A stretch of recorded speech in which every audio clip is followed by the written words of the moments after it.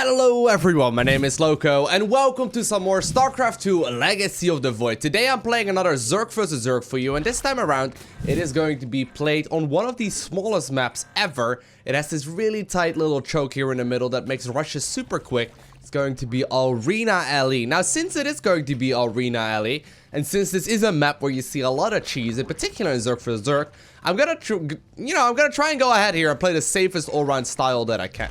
Every now and then I will go ahead and, use the knowledge of the map, I suppose, to my advantage as well, because a lot of people open up like I am doing right now, and it's a little overly safe in a lot of scenarios. So sometimes you will notice that I will be opening up with a hatchery first, also on this map, but in most scenarios, I'd rather not. So my opponent's Overlord, you may have noticed it just now right there, it's actually headed towards my natural, which is a pretty big indication that he is more than likely gonna try his very best to see whether or not he can continue aggression. So I'm just simply gonna keep on droning here until roughly about 18. Then I'll make a queen and then another overlord as well as link speed. I think that's gonna be the safest play for me. That still has a bit of economy focus. Gonna pull one drone out of the gas there because I don't need both of them. And we're gonna be starting up the queen here. So we do see that second overlord of his. It seems to be timed at a relatively normal timing here. If you open up pool first, I'm assuming here that I don't really have to worry about too much, that we have a bit of a macro-focused game so far. Although, there are a bunch of Zerglings running across the map. There are a bunch of links running across the map here. So we'll have to try and, hold that. Gonna go ahead here and put down a baling nest as well. And we'll have a look at whether or not he did decide to go for the expo. We'll definitely have more workers than him right now, though. We'll definitely will have more than him. We'll queue up the next queen as well. Now, the reason, by the way, why I'm putting these buildings in this current location here is because we're basically splitting off a lot of the army. Like, we have a lot of the army of his, forced into a bit of a funnel. He's not going to have a very easy time attacking my natural, because the banelings that he undoubtedly will be making shortly are going to have to be, funneled through a little place. Now, he is adding on a natural, which is probably just due to the lack of gas mining. So it could very well just be a pure Zergling all-in. We'll see. Can definitely follow this up with more stuff, though. Alright, so second queen did just pop as well. Is he mining? Is he morphing any banes? Doesn't look like it for the moment. I don't know if he really is going to move in anytime soon here either. Doesn't look like it. Alrighty. We'll go ahead here and hit the inject. Gonna move these queens out of the way as well. And very soon, we're gonna start following this up with our own expansion as well. Now, I am producing non-stop links still. Gotta keep in mind, even though he does have more expos than me, that still does not necessarily mean that he's gonna have like a bigger, economy. Just because he's got an extra base doesn't mean he's got any workers at that base, right? So here we go. Got some banelings coming in. And as soon as I can, I'm gonna go ahead and make the expo. Not really running it or rushing it out though. There's no reason for me to rush it out. Oh, well. Whew, that was a good connection. Moving forward here with the army. Trying to use this, timing, I suppose, to my advantage.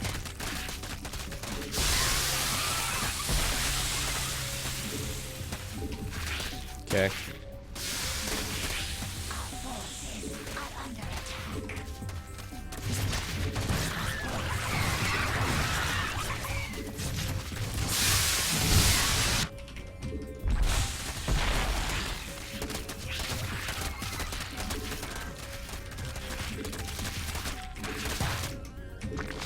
Go ahead and inject at home once again.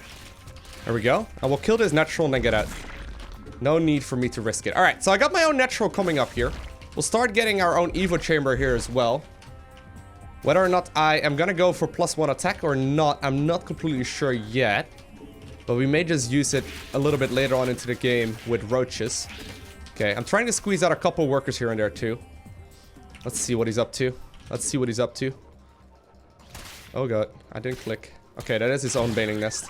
Okay, so he's definitely gonna try his very best here to do maximum amounts of damage to me. That's basically means though that we'll just have to simply defend. As long as we defend, we're gonna be in a great spot. Obviously, the defending business is gonna be much easier with +1 armor, so that's exactly what I'm getting right now. And we'll start moving, actually, we'll start moving the low HP one forward instead. Or the low energy one forward instead. And just keep on making my own banes. Okay. Very good. Very, very good.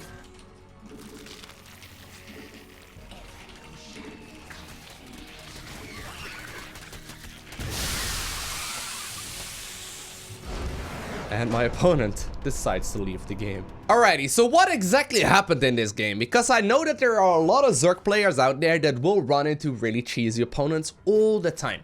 And honestly, this is my favorite build against this type of style. I did make multiple videos in the past about how to play a safe all-round Zerg vs Zerg style, but I guess this is more of like a practical example, right? So what I opened up with is going to be a 14 gas, 14 spawning pool, and the reason why I positioned the units like I did is so I could put queens in the little gaps. The same actually goes for the baneling nest there, and obviously the reason is that if my opponent would make banelings and he tries to waddle them into my mineral line, they're gonna be, you know, forced to either walk around all the way this way, and if I even put a spine crawler there, they're gonna be forced to walk all the way around this area, right? And oftentimes the queens have a much better time picking this up. So building placement as well as just a general build order help out a ton.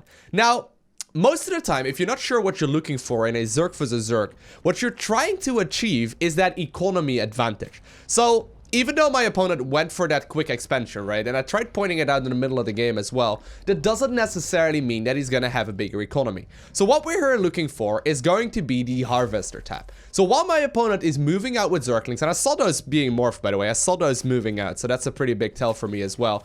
Once I see those units moving across the map, I know that he is, you know, invested very heavily into this attack. And as long as I manage to defend this attack with minimal losses, without minimal economy losses, I'm gonna be in a great spot. Even though he's got that expansion taken, I know very well that right now I'm gonna have the economy advantage. So if you have a look, it is 16 versus 12 harvesters. And you may think like, alright, that's like a 4 harvester difference. The thing is, he's only at 12. So for every minute that goes by, I will be able to make like 25% extra units. That adds up super quickly. And since we're playing ZVZ, he's not really gonna squeeze in any more workers anytime soon, right? So playing defensive and playing like a turtly one-base style that I'm doing right here is definitely a very solid option.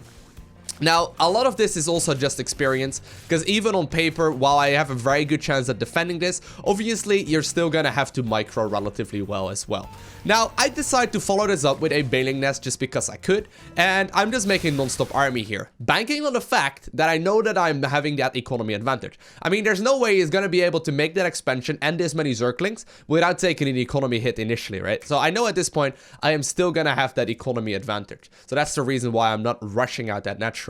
Now at this point, I'm just using the advantage of that economy to just get more and more units out. So as long as I trade efficiently here, I know that I'm actually getting an advantage, right? Because I have that bigger economy to back it up. So as long as I trade relatively even, I'm going to be in a great spot. Now, if I obviously do not trade even and get a really good detonation there, I am not complaining about that whatsoever. Still got more economy than my opponent, and after picking up that natural, I decided to sit back and play it a little bit more safely. Now, one thing I actually missed that I only just now noticed is that he actually did get +1 attack. Now, +1 attack is great on Zerglings because it makes the Zergling versus Zergling fights, you know, infinitely better. And actually, I actually checked it. I didn't really register it though. I actually did saw it apparently, but I didn't really register it. The thing is that obviously, even with +1 attack, banelings are still gonna be able to one-shot his Zerglings, and you know, it all just comes down to micro. So you gotta keep in mind, 18 hard versus first 11. I did squeeze out 2 more here. That's a huge advantage. That's a huge advantage.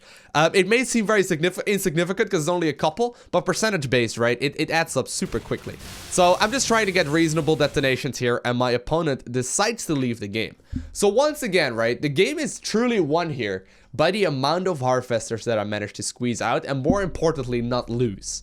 If you lose like 4 harvesters here initially through the early game aggression, obviously that doesn't just mean you lost 4 harvesters and you're gonna have to remake those. No, it actually means that you sort of put the ball back in their court, right? Because not only did they manage to get that map presence out and do early game damage, but they also evened up that economy. And if you can try and prevent that at all costs, you're gonna have a much easier time steamrolling your way through the ranks. So if you guys have any questions about these sort of like Zerg vs Zerg styles, right, and Zerg vs Zerg early game pressure, please let me know down below in the comment section of the video. I will be hanging out there, and I'll try my very best to answer every question that you may have. As you guys may know, I try and read all the comments on all videos at all times. So, you know, if you have any kind of particular question in future videos as well, go ahead and post them right there.